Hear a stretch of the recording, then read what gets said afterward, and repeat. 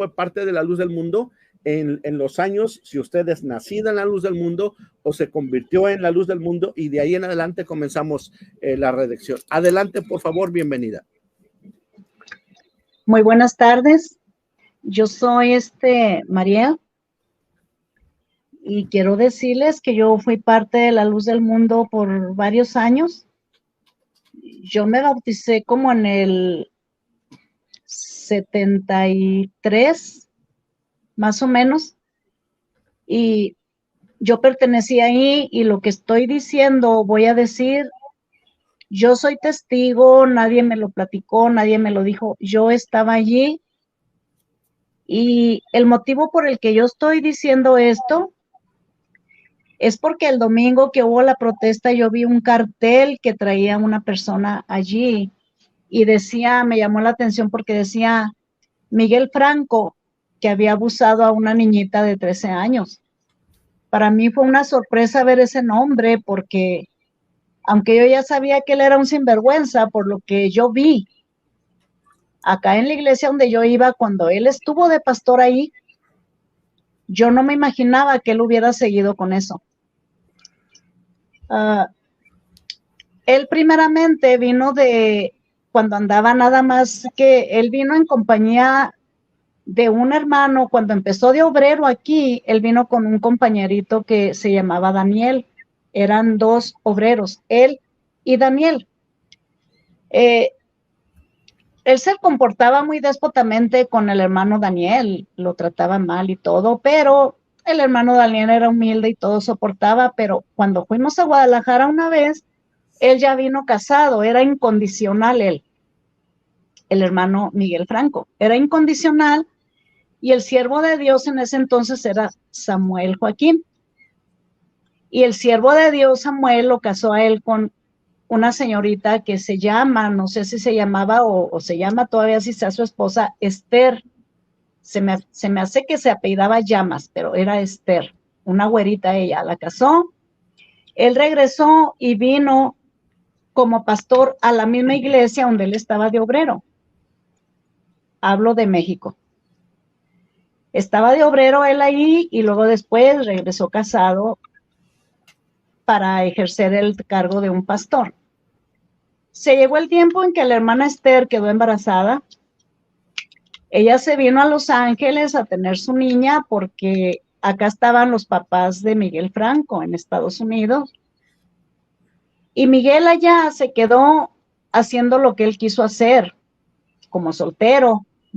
Se comportaba como soltero, y en esta iglesia estaba un matrimonio, y la hermana tenía una hermana que sé su nombre, pero como voy a emitir nombres, ella tenía una hermana que no era de la iglesia, pero muy guapa la hermana, y le gustó al hermano Miguel.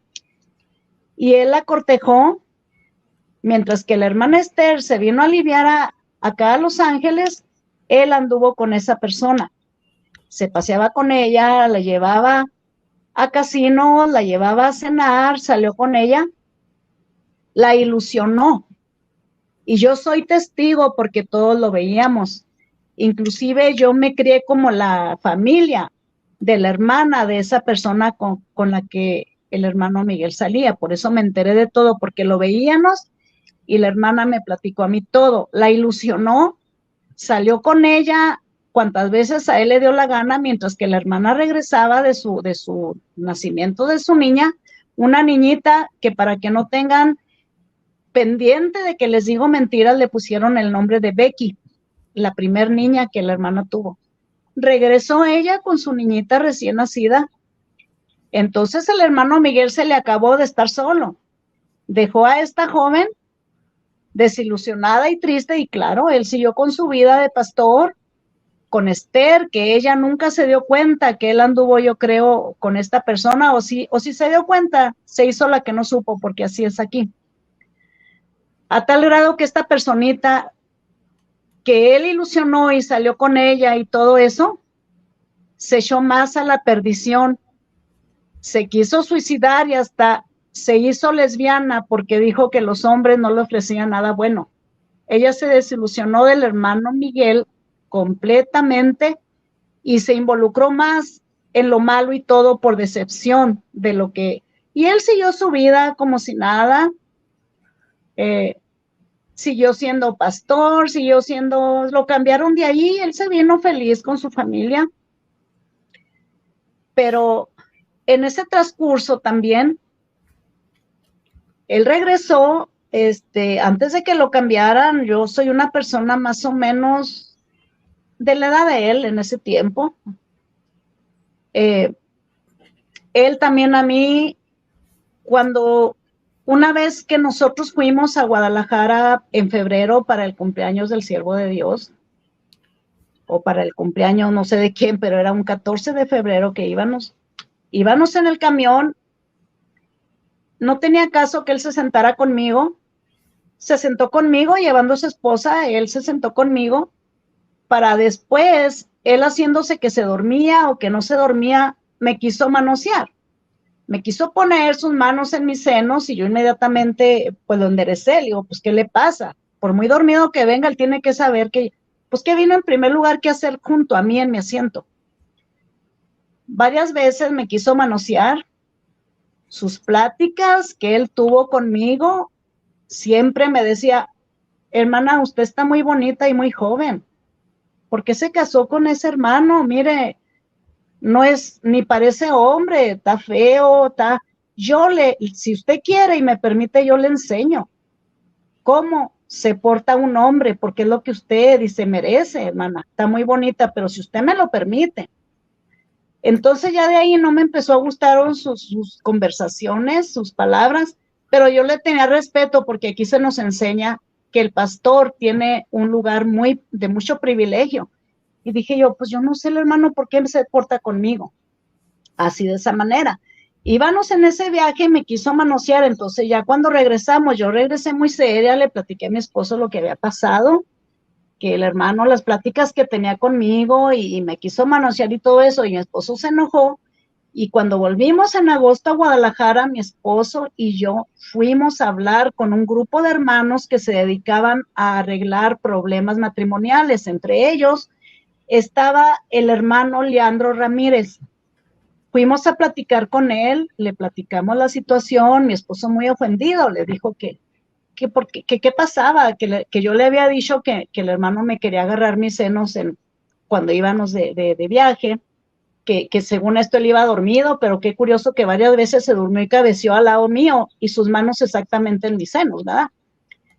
Y dijo el hermano Leandro Ramírez que pues esto no podía llegar a oídos del siervo de Dios, que tenía que tuviera paciencia, que eran unas pruebas que el diablo me mandaba a mí, y que pues esos eran, que los hombres esas debilidades tienen, pero que no lo tomara muy en serio, que no dijera nada, que me callara y que volviera a mi lugar y me olvidara de esas cosas, que no era nada malo, que el hermano no había hecho nada malo ni nada. Regresamos, al poco tiempo, yo no sé cómo, la hermana Esther se dio cuenta que yo dije eso y me tuvieron como enemiga en la iglesia, a mí nadie me hablaba, todo mundo me veía con malos ojos porque decían que yo, ¿cómo era posible que le hubiera levantado ese falso al hermano Miguel? Que a poco él me iba a estar queriendo manosear a mí y decirme esas cosas si él tenía a su esposa. Total, yo sufrí en silencio todo el desprecio que los hermanos me hacían, inclusive la hermana Esther, siendo que en una ocasión, cuando ellos tuvieron la casa pastoral cerrada porque andaban haciendo reparaciones, yo me salí de mi casa, un cuartito de renta humilde, pero era mi casa, y los metí a ellos allí y yo me limité a un solo cuarto. Los queríamos tanto así que eso era lo que eran para mí, unas personas especiales. Después de todo eso, la hermana Esther fue mi enemiga, los hermanos de la iglesia también, me trataron como impía. ¿Por qué dije yo eso? ¿Por qué hablé? Yo no sé quién les dijo, hermano, porque yo a ellos no les dije nada. Yo con los únicos que hablamos fue en Guadalajara con el hermano Leandro Ramírez y el grupito de hermanos que se encargaba según esto para arreglar esas situaciones. A nosotros no nos arreglaron nada. Él vino como siempre, se devolvió como encargado, se llegó el tiempo en que lo cambiaron Y como 2 años después yo supe que la hermana Esther me andaba buscando a mí para pedirme disculpas. Y les digo yo, ¿pero disculpas de qué? Yo no quiero hablar con ella porque ella creyó que yo había levantado un falso al hermano. Por fin, ella me mandó decir y me dijo también que en una ocasión que me la encontré en la hermosa provincia, que la dispensara, que ahora entendía que el hermano era de esa clase de personas, porque allá donde los mandaron también él hizo algo con una persona y que ahora sí ella lo creía. Yo no sé si todavía están juntos o no, pero él aquí anduvo haciendo muchas cosas, hermano, muy feas, y nadie le llamó la atención, nadie le dijo nada, y él dijo, pues es que yo no tengo la culpa de ser guapo, a mí me siguen, yo no tengo la culpa. Y yo no sé, hermano, si ahorita vive ese hermano o no vive, pero pues tiempo adelante pasaron muchas cosas más y yo realmente dejé esa religión por muchos motivos más adelante que pasaron y mucho, muy fuertes. Yo sé la crueldad de esta iglesia, yo sé lo que hacen sufrir a las personas, porque yo lo sufrí en carne propia. Hicieron que mi madre me dejara de hablar hasta por 2 años, porque tuve que divorciarme de la persona con la que el pastor me casó, porque el pastor me casó y el pastor que me casó, falleció ya también lamentablemente. También, miren, yo estuve cuando el hermano estuvo ahí de encargado, después el hermano Edgardo, el hermano Baltasar también estuvo allí, para que no tengan duda de lo que estoy diciendo, a nosotros nos casó el hermano Aguilera, él tiene su esposa que se llama Teresa. Yo estuve en el tiempo de Juan Mancilla, para que vean que no les cuento mentiras, no tengo necesidad de mentir. Pues yo conozco a muchos hermanos. Antonio Gaona, yo lo conozco, él estuvo de pastor por ahí cerca, también al hermano Sergio Mesa, yo lo conozco, para que vean que estos eventos pasaron. Mi mamá me dejó de hablar 2 años solamente porque el pastor le dijo que no me hablara, que porque por qué me había divorciado, que yo hubiera aguantado todo lo que mi esposo me hacía, porque mi esposo andaba con personas de la iglesia, con hermanas de la iglesia y pobrecito, era una debilidad. Yo le decía al pastor, pues ¿sabe qué? Que se quede con su debilidad. Yo no quiero estar con este hombre porque él me maltrataba también, verbalmente y emocionalmente de todos lados. Y decía él, hermana, tenga paciencia, pídale al Señor, mire, es una prueba. Para mí siempre fueron pruebas y para él todo se le facilitó, todo se le pasó, porque ahí así es. Hasta que mejor dije, yo me voy de aquí. Mi mamá me dejó de hablar por ese motivo, me volvió a hablar únicamente porque no tenía dónde vivir y quería que yo le diera espacio en mi casa, porque ya después compré mi casa. Y hermano, muchos sucesos pasaron crueles para mí, que nomás de acordarme. No quisiera, yo perdí a mi primer bebé, hermano, yendo a Guadalajara. Me forzaron a ir para allá. Yo no tenía ni 17 años cuando yo tuve a mi niño.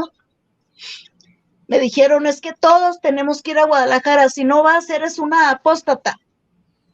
No tientes a Dios, porque mira, Dios te va a castigar si te quedas. Tienes que ir. Si te quedas, no va a haber quien vea por ti. Hermano, yo me alivié un 4 de agosto, con problemas y todo, y para el día 6 de agosto ya me llevaban en camino a Guadalajara, porque tenía que ir, porque me iba mal y era una apóstata si no iba, teníamos que reunirnos allá. Mi bebito recién nacido se me murió en el camino, hermano. Él está enterrado ahí en la hermosa provincia, así es que acaso está todavía.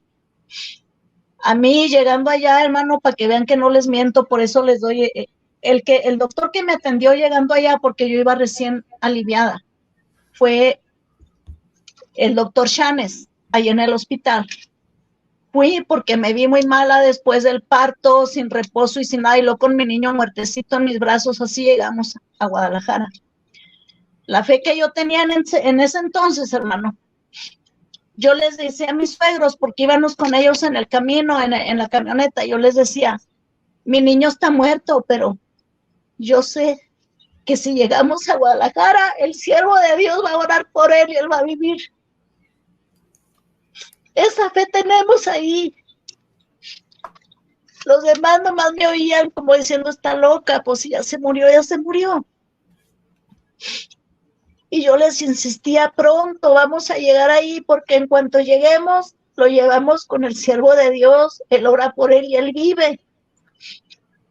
No, hermano, nomás me oían, nunca pasó eso, porque llegué casi muriéndome, enferma. Al niño lo recogieron, lo sepultaron ellos y fui yo a dar al hospital con el doctor Chanes. Él me atendió y me dijo, muchacha, ¿qué haces aquí? Así fueron sus palabras de él, estás recién parida, ¿qué estás haciendo aquí? Dice, mira, una vaca cuando pare su animalito dura más echada que lo que duras tú. ¿Qué estás haciendo si apenas el día 4 te aliviaste? Estamos en el día 6 y ya estás en Guadalajara. Dice, tú vienes muy mala, se te infectó, pasó. Y yo le dije al doctor Chanes, ¿sabe qué, hermano? Qué bueno que me muera. Yo me quería morir, hermano, por tantas aberraciones que pasé, tantos sufrimientos y aparte la muerte de mi primer hijo.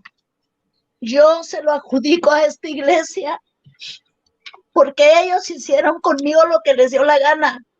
Yo no me quería casar tampoco y el pastor me casó, nomás porque dije que sí y no me podía arrepentir porque qué iba a decir la gente.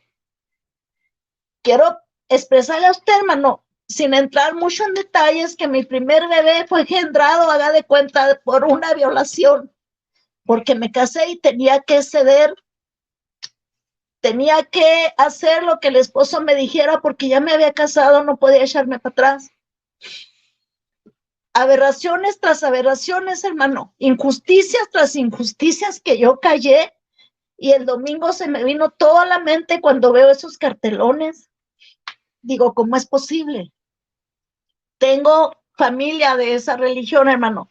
Hace poquito me visitó mi hermana que es de esa religión y me dice, ay, dice, al siervo de Dios lo están levantando falsos, pobrecito. Dice, pero el Señor sabe. Y yo con mucho coraje le dije, ¿cuáles falsos? ¿Por qué lloras por él? Es un criminal que no ves lo que está haciendo. Le dije, mejor llora por las víctimas.